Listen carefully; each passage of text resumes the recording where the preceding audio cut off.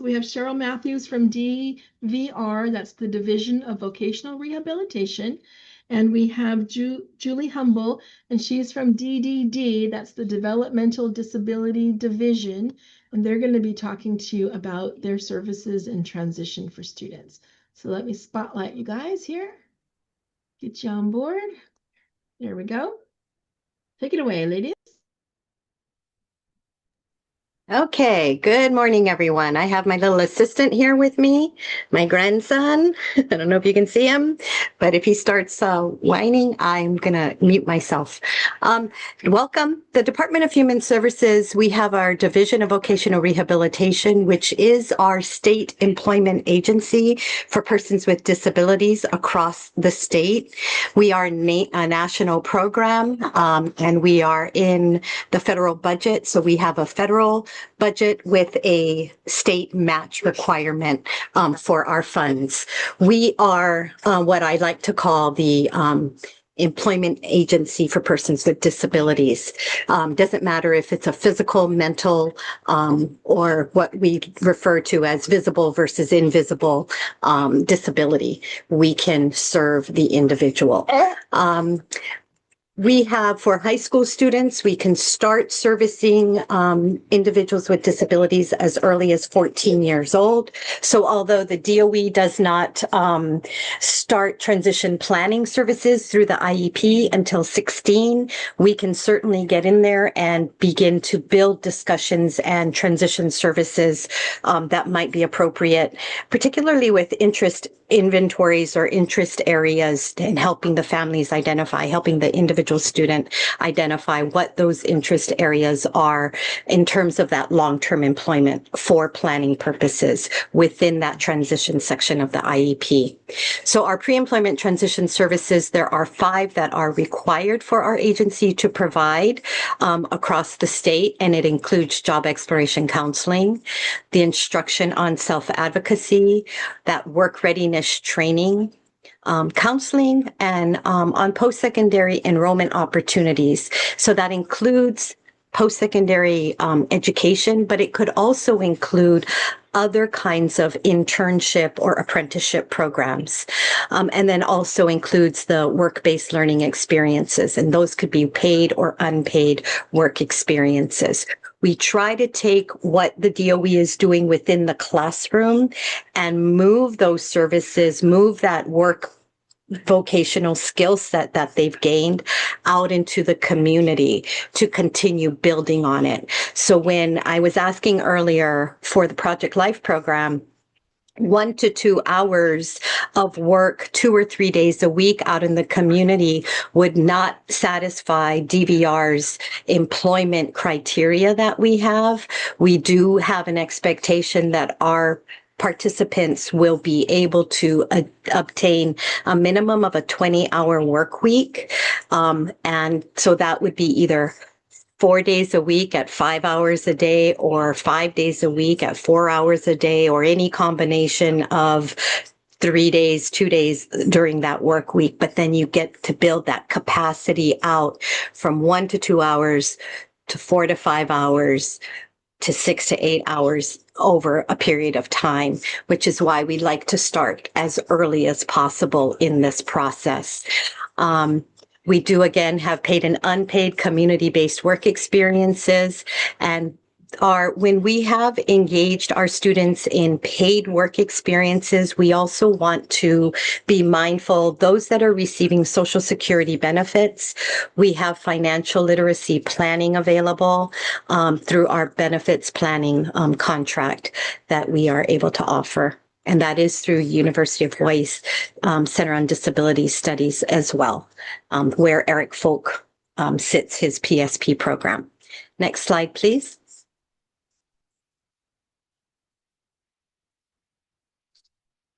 And to apply for our services, we receive referrals from anybody and everybody. Nobody is limited. There's not a narrow path. But typically, when the students are coming through high school, it's the transition coordinator, the care coordinator of the IEP of that student who would coordinate with you, the parent, to facilitate that referral.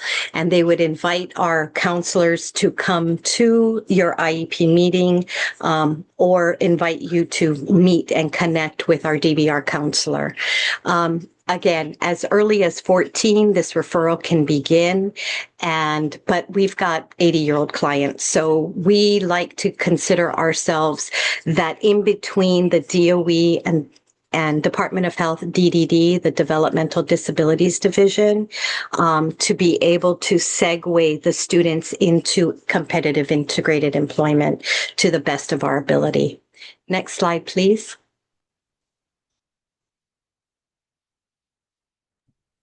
Cheryl, I just have the 2 slides for you today. That's fine. Great. Now I'm going to turn it over to Julie, my partner in crime with Department of Health, DDD. Go ahead. Thank you. Good morning. So nice to see everybody today, and thank you for joining us. My name is Julie Humble. I am the Employment Program Specialist for the Department of Health, Developmental Disabilities Division, also known as DDD. A lot of acronyms here, so just want to make sure we review that. For those of you on the meeting here today that aren't familiar with what we do, we oversee a statewide system of supports and services for eligible participants with an intellectual and/or developmental disability. We use Hawaii's Medicaid 1915C Home and Community-Based Services waiver to provide a range of services and supports in the community through state and federal funding. I have over here on the right-hand side of the screen examples of services for students with disabilities ages 14 through 21 after applying and being determined DDD eligible. So we offer many services, not just employment. So we'll first look at the non-employment services. This could be community learning services, in a group setting or one-on-one in an individual one-on-one basis. We also have our personal assistance habilitation, known as PAB services, and we also offer respite service for the primary caregiver or parent of a student. So to just kind of back up here for community learning services, that's that skill building. It could be community safety. It could be communication skill building in the community. So really that community focus. And all of our services are habilitative. So to help students to develop more skills and also interests in the community. So with our personal assistance habilitation, that's our in-home skill building service. So that could be helping a participant learn how to prepare a simple snack. It could be learning time management skills. It may be becoming independent with a personal hygiene routine, for example. So these are just some examples of our PAB service. And then respite, as I mentioned, that would be giving the primary caregiver a break. That's support. And then for employment services, we offer benefits counseling, which is similar to what Cheryl mentioned at the DVR side. We also offer our discovery and career planning service. And what that means is that initial exploration service to help a student to determine what their interests are, what their skills are, what their abilities are in terms of potential career paths. And it really helps them to create that career plan moving forward. It's a time-limited service, and the goal of our Discovery and Career Planning service is a job development plan. So all of that information learned about a student can go forward with them into the next process, which would be job development. And that's where DVR would step in if a student, your son or daughter or family member is found eligible for DVR services. That's where DVR would be able to potentially step in and help with the student connecting to a job at an employer in the community. And that could also be customized employment. So looking at those skills and interests that were discovered during our Discovery and Career Planning service, for example, or the pre-employment transition services through DVR, taking all that information and making that customized match for the student. And then we also offer job coaching, and that's that one-on-one support in the business setting or at the employer setting. It could also be for help for self-employment. So that's where we're really teaching that participant how to complete their job duties. All of those, like the workplace culture, all of those skills needed to be successful on the job. And so this is done with our partner provider agencies, which you'll see here in the box in the lower left-hand side of your screen. We have our service providers who make everything happen. They are the ones that are on the front lines providing that one-to-one support for our students. And there's a link here, and these slides will be shared with you of all the providers we partner with across the state. And so just to recap here, our services are authorized based on the student's needs and are coordinated through a person-centered planning process with a student's DDD case manager. And a student may receive services from the DOE, DDD, and DVR at the same time. However, close coordination with DDD, DVR, and DOE must occur to ensure there is no duplication of services. And DDD services are arranged during non-school hours only. So just to give you an example, it would be where as a family member with the student, the assigned DDD case manager, if DVR is involved, we'd have the DVR counselor at the meeting, as well as the lead teacher at the school. It could be the transition coordinator. And our goal is to get everyone at the table to talk about the student's interests. And if it involves employment, how can we support the student to be successful and to reach their employment goals? And really providing options. And again, it's that person-centered planning piece. And for those not familiar, if you are interested in applying for DDD services, our best practice statement here is that students and families should contact the intake office on your island. I know we pretty much have Oahu families here, but again, we serve all islands. So intake workers on the DDD side will explain DDD's application process and identify the required documentation to submit. And it's never too early to apply. We always encourage students and families to apply as soon as possible. And also, when it comes to applying for our services, there is a two-step process. So as you can see here, the first step is that an individual must first go through intake and eligibility determination for DDD services. And eligibility for DDD services does not guarantee Medicaid IDD waiver services. So here is a link here, and we'll make sure to share the links in the chat with you all as well for more information. And then the second step is for individuals eligible for DDD services and who are Medicaid eligible. They may go through the Medicaid 1915C Home and Community-Based Services waiver for individuals with intellectual and developmental disabilities. And this is known as the Medicaid IDD waiver admission process. And individuals who are not eligible for the Medicaid IDD waiver, they may be eligible for other state-funded services. So I see we have some questions here.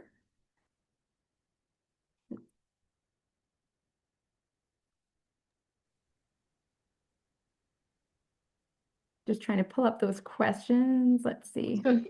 Hi, it's Amanda. There was a So question. Sandy, oh, go Yeah. ahead, Michelle. No. Sandy, can you explain a little more about the community learning services group and individual? Sorry. No problem. Yes. So the community learning service group, that could be, for example, when it depends on the ratio, but it could be, for example, one staff person, let's say, to 3 DDD participants. It could be going out and volunteering in the community, or maybe learning how to be safe in the community, like following traffic safety signs, things like that, when someone's out and about in the community. And then the one-on-one community learning service, that could be, let's say someone has a passion for playing tennis It might be helping that DDD participant to connect to a local tennis league or group and helping them to join peers without disabilities to participate in a subject of interest.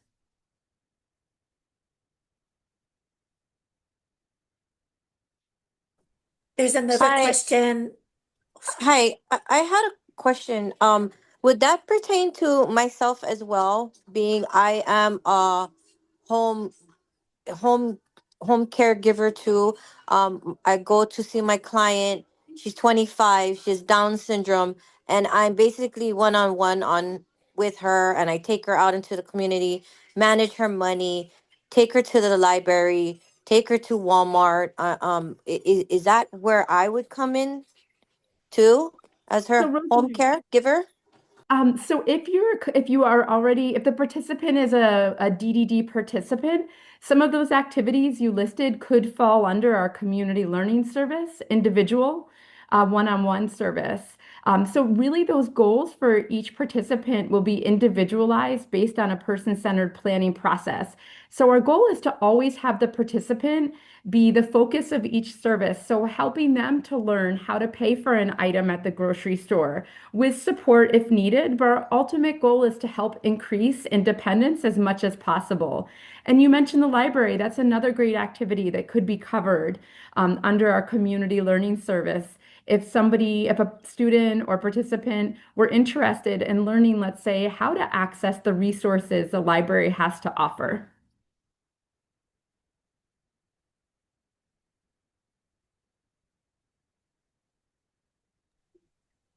And Lindsay is asking, community-based learning, what type of providers are doing this service? Are they similar to more of a therapy or therapist or registered behavior tech role, or is it admin coordinator role for community-based learning? So we have a variety of providers. We will go ahead and share that link in the chat with you all. So we offer many different services. So for example, we do have our training and consultation behavior service. So that would involve a registered behavior technician known as an RBT. And so that, for example, that service. So there's many providers. So not all providers deliver every service within our service array. So we'll go ahead and share that link to our Medicaid waiver provider agency booklet, and that will give everyone some more in-depth information about what the providers look like that we use, that we partner with, and the services that are available through each of those providers. There's another question. When applying, does the individual require a diagnosis from a clinician, or is eligibility determined during the intake specialist call? So there is required documentation, including the diagnoses as needed. So I'm going to go ahead and we will put in a link again in the chat to our how to apply for services, and it will list all of the details about what is required during that intake process for DDD. Thanks, Julie. Chad was saying, is there a flow chart to assist parents with seeking eligibility? Will that be in that link that you guys are going to share? We do not have a flow chart at this time, but I appreciate the feedback and we'll make note of that for future fairs.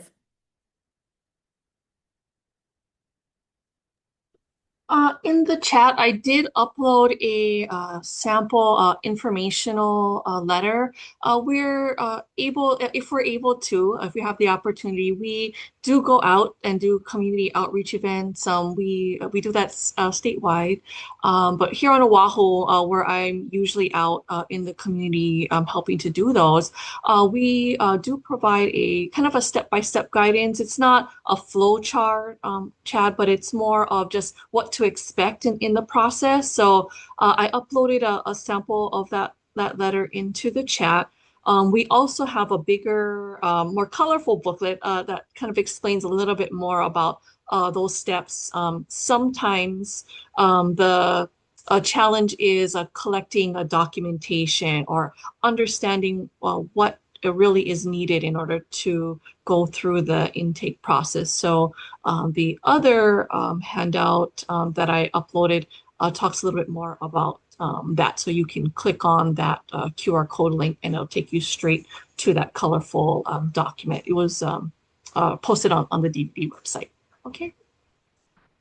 I don't know if this question was answered, but Sandy asked, how are group community learning services determined? Are individual community learning services people like life coaches? I just need to take a look at that question. Let me see here. Let me see. Similar. Okay, we answered that question. I was just looking to see. So how is the question, how are the services determined? I'm sorry, if you don't mind repeating that again for Yes. me. Oh, sorry. Look, I'll ask.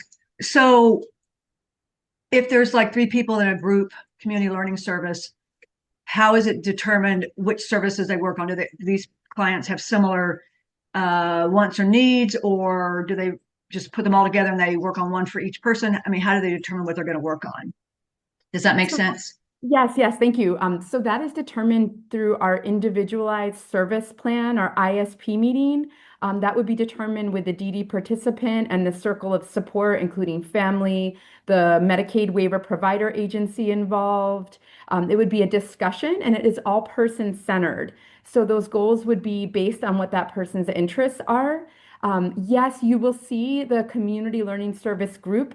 That's typically used when it's our adult day health programs, known as ADH programs, which is a day program that's community-based. So often the community learning service group portion would be when that group from the program will go out into the community to do things like volunteer work. It may be to go to a local park. It might be to exercise a few days a week. And what our provider agencies do is they work with the participants to introduce many different activity options. And sometimes you'll see small groups through these provider agencies go out based on their interests. Okay, I apologize. I am a little confused. So my son has already applied for DDD. We are waiting for eligibility or not. Okay. I believe he's a mild autism spectrum with some reactive attachment and some other things, depression and stuff. Going to a 4-year college. I am not clear as to what community services, that's what they said they were looking for him, what they could be offering for him. I'm not sure like what that would be. For some reason, I'm just not getting it into my head. Maybe you can explain just one more time and then I'll let that go. And no problem. So again, that would be once your son is found eligible for services, he would be assigned a DDD case manager. And the role of the case manager would be to explain all of our services within our service array to see how that would match your son's interests and his goals. So our community learning service is very individualized. It really would be up to the participant in terms of what their goals and interests are. So for your son, for example, if he's looking at going to college, you mentioned that, it could be maybe he needs some help in terms of, accessing public transportation, learning how to take the bus to and from the college campus. It might be just getting to know the layout of the campus and to get comfortable, maybe self-advocacy skills in that setting, being able to speak up for himself and request the needed accommodations, like Cheryl, you mentioned, or I think Amanda mentioned that in her presentation earlier. Does that help answer your question? Yes, thank you. Is an individual community learning service like a life coach? Not necessarily. Well, I guess yes. In some ways, it can be like a life coach. It will depend on the individual's goals and what the goal is that everyone is working on together. So the individual service is that one-to-one help. So yes, that worker there, the direct support professional, we call them DSPs. They are trained and they would be able to work with your son, for example, if he's found eligible for our services, to go step by step to help him learn and accomplish whatever the goals are that are listed in his individualized service plan. Okay, thank you. So it's just kind of really so personalized, it's hard to say as long as the community thing. Yes. Okay.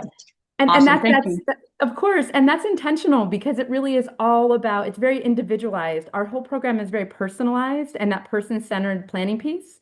So depending on that participant, the goals may vary greatly depending on what their interests and their goals are. Great. Thank you so much. Of course. Another question, can you please briefly go over agency versus CDO managed DDD services, Sure. provider agency delays? Yes, thank you. So when a DDD participant is eligible for our program and they are admitted into the Medicaid home and community-based waiver, because again, our program is funded through state and Medicaid dollars, so state and federal dollars, then what will happen is the DDD case manager, again, this is the role of the case manager, will walk through what services are available and also what options are available for service delivery. So our consumer-directed option, that's known as CD services, that is where the guardian or the family member may become the employer, and they would then hire and train the staff to support their family member, but still following those same individualized goals identified during the person-centered planning process. So families and participants are given those two options to work with a provider agency or to follow the consumer-directed option. It's a personal choice. I will say our employment services are not available at this time during our consumer-directed or through our consumer-directed option. That would be provided through a waiver, or I'm sorry, a waiver provider.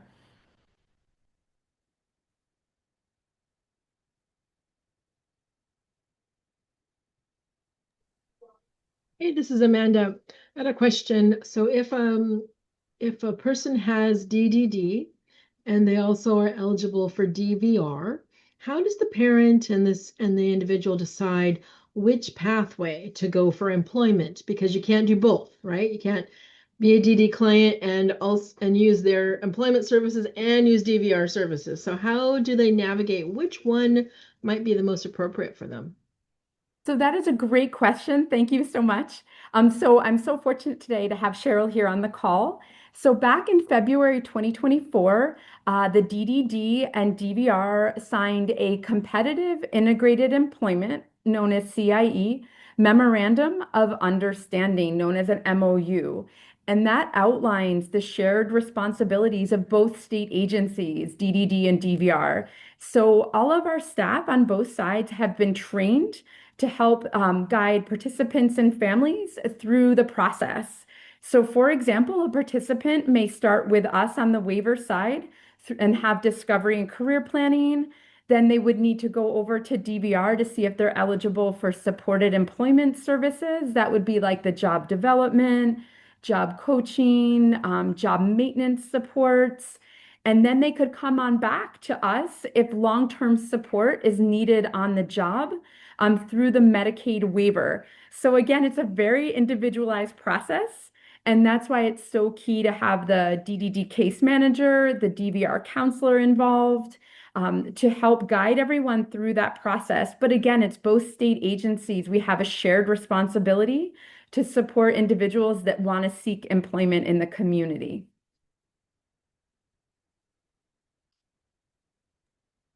Thanks, Julie. Of Appreciate course. that. And question for Cheryl for DVR. We have in the past had wait lists just because of how the world is working. Is there currently wait lists for DVR services, or can folks just sort of apply? And then part two of that is sometimes there's confusion of like I'm in high school and have DVR, and then I'm out of high school, and do I reapply for DVR? Is it different kinds of services? So you got a two-parter there. Okay, so the first question again, Amanda. Repeat the first question, I'm sorry.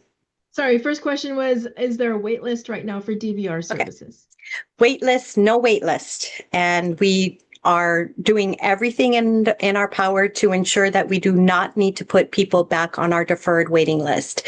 And we're holding strong. We took our last wait list participant off of our waiting list in 2022, I believe it was, and we've not had to put another person back on. So the wait list question, no longer an issue. When you come through our doors, oftentimes as a high school student, as early as 14, we have what's called a pre-ETS consent and agreement form. So basically a 2-page document that opens up the door to receive, for that student to receive the 5 required pre-employment transition services. In that process of engaging with the DVR counselor, if additional services are identified, more of those individualized services, supported employment, like Julie was talking about, those are individualized services. That would require the student to go through our full application process, which is roughly 20 pages long. It's much more exhaustive. It's much more involved.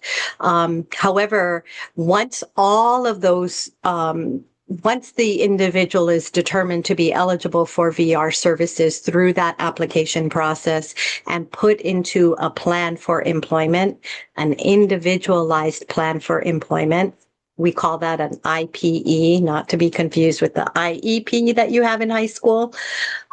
We're able to move the student into a whole array of the services that our agency is able to offer, including transportation, auxiliary aids, clothing support, work shoes, if they need any kind of assisted care.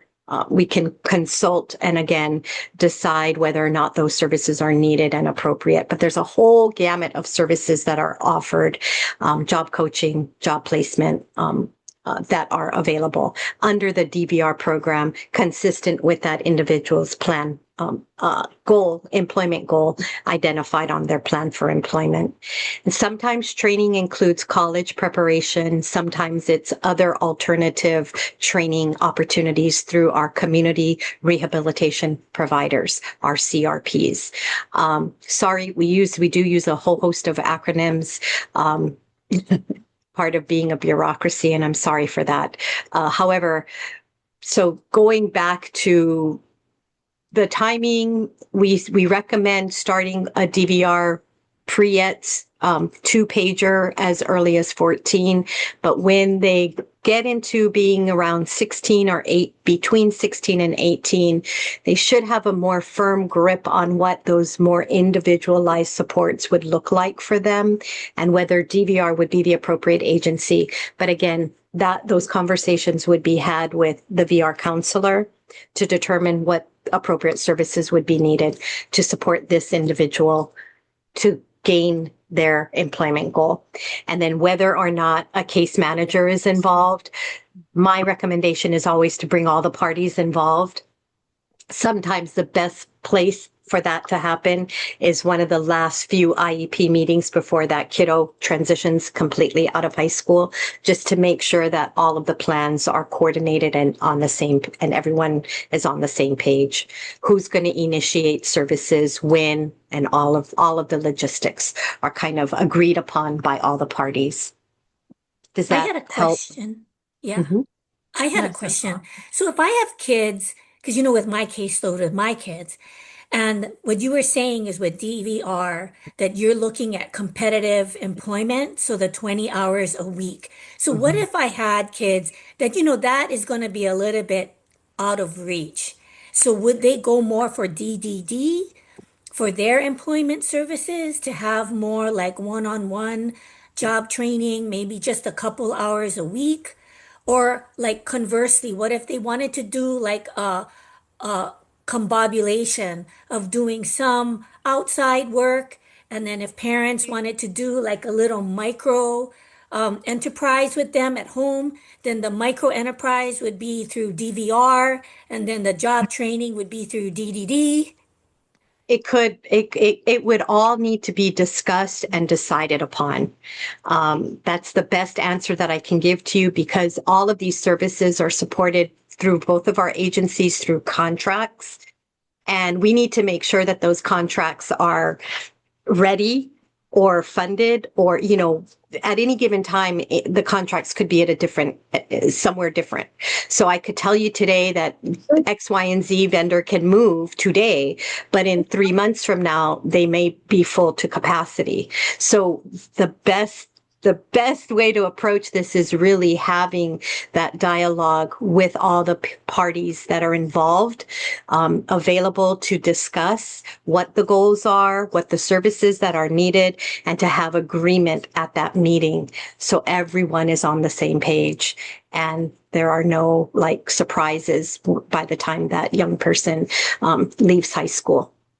And I would just like to add, it's really important to just let everyone know here on the call today that DDD with our Medicaid waiver, we can't duplicate services that are available to a student through DVR.